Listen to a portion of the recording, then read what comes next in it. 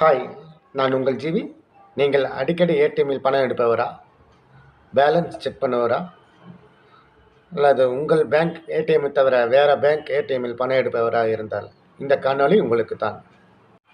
RBI நேற்று ஒரு முக்கிய அறிவிப்பு வெளியிட்டுள்ளது.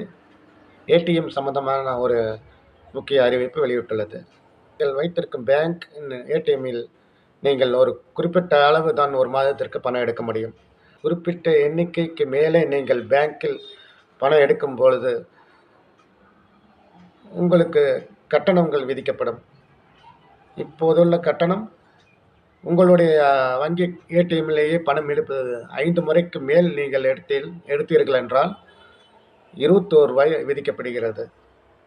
அது இப்பொழுது 22 ரூபாயாக அதிகரிக்கப்பட்டுள்ளது.